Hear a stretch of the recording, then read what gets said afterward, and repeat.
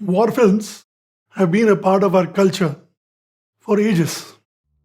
They do help instill a sense of pride in our citizens, and they also recognize our heroes, the real heroes. The latest in the line of these war films is Bhuj, the Pride of India, which I happened to watch last week. While there's always a thin line between what actually happened and what was shown in the movie, as a veteran who was in the Indian Air Force, I'm here to break down the movie for you. Break down the way I broke down while watching it. You youngsters call it LOL.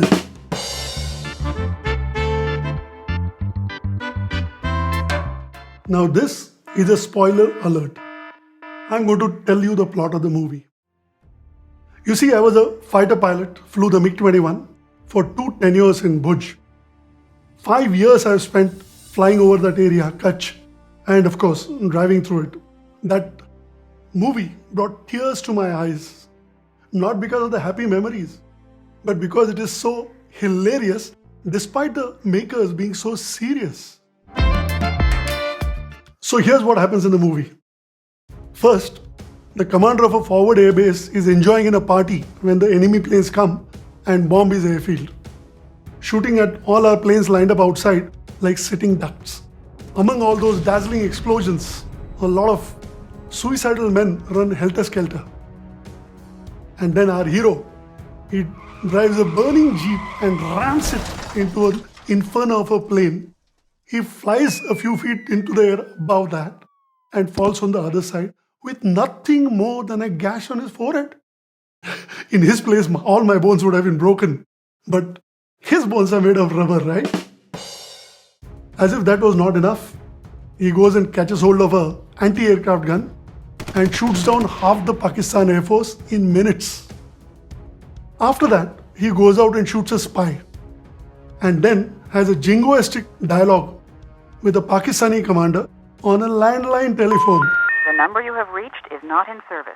After that trunk call to Pakistan, we see one invincible fighter pilot running a mile through exploding bombs on a runway to his MiG-21, which is loaded with rockets and bombs that is used for attacking ground targets. And he takes off from a runway which has more craters than the moon. After an impossible dogfight, he crashes into the sea. Purportedly, that's the run of Kutch. And then he comes out without a scratch onto a beautiful beach even the Goans would envy. मतलब उन भाई साहब को कुछ नहीं हुआ, no injuries, no trauma, पर हमें जो trauma हुआ उसके लिए वो beautiful beach. Then one Indian Army colonel defends a border post with 120 men and one Pagi meaning a scout, against 100 enemy tanks and 1800 soldiers with unconventional and unconvincing tactics like throwing a petrol-filled bottle in the air and then shooting at it. How will that harm the enemy? Unless, of course, he dies laughing. On the advice of that same Pagi, this colonel builds a dam across the creek and then destroys it, all within one night, flooding away half the attacking forces. While the Pagi himself is doing pest control against the enemy soldiers, hacking hundreds of them like Thor with an axe, while they respectfully refuse to shoot him. Why, bro? Why? We meet this local lady who, while holding her baby in one hand, kills a computer-generated leopard with a single stroke of a sickle before singing patriotic songs and leading a group of ladies to the airfield to repair the damage done by the enemy. Don't forget, she breaks her own home to carry rubble to the airport to fill the enormous crater made by the enemy bomb that did not explode. So they help repair the runway. But the spoilsport enemy comes and drops another bomb, creating another crater which they repair immediately. The base commander and his wife drive a road roller on top of it. All this happens in just a few hours. While our pilot friend, is circling over it. He's the same pilot who crashed his MiG-21 After that, went from Jamnagar in Gujarat all the way to a village in Punjab to console his friend's grieving mother. Then he caught a spy by hitting him on the head with a soda bottle, wasting perfectly bubbly soda instead of adding it to his rum. And he has now learned to fly a transport plane, as if switching from fighters to transports is as easy as driving an Indica today and a Maruti 800 tomorrow. Hero hai na? But during takeoff, he's broken his nose wheel. So he tells our commander. Commander says, no problem. I will drive a truck and you come and land on the truck. This idea, by the way, was stolen from a fake video that was doing the rounds last year. Commander drives fast on the runway. The hero comes and lands with his nose on the truck. Impossible feat, but theek hai. Looking at that pilot alone doing everything, I was wondering if those days the Indian Air Force had only one pilot? The 450 soldiers standing, yes, standing in the plane, get off and head for the border post. But it's too late because the enemy, tanks mind you, scared by our bottles and our bullets, have turned tail and gone home already. And so, everyone lives happily ever after. Everyone except the viewer, who is either laughing hysterically or is in tears for having wasted 2 hours. Look, we are willing to suspend our disbelief and grant the director a certain amount of artistic license. But the way they have distorted everything in this movie, strategy, tactics, history, geography, physics, and even civil engineering, that they are demanding a suspension of intelligence. That's too much. They have wisely rated this movie as suitable for ages 7 and above. But I think it should be for 7 and below, because only 6-year-olds can enjoy this movie. And if you're here to know only about the movie, that's all. You can go. But if you want to know about the actual operations in Bhuj and about the Air Force, stay on.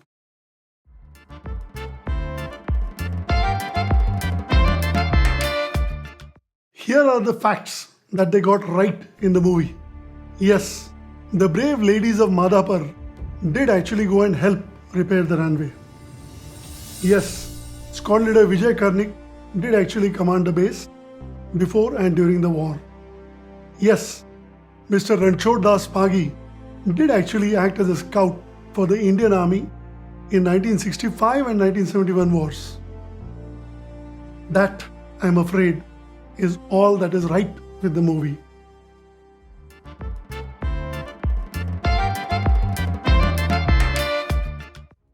No, the base commander was not in a party when the PAF planes attacked.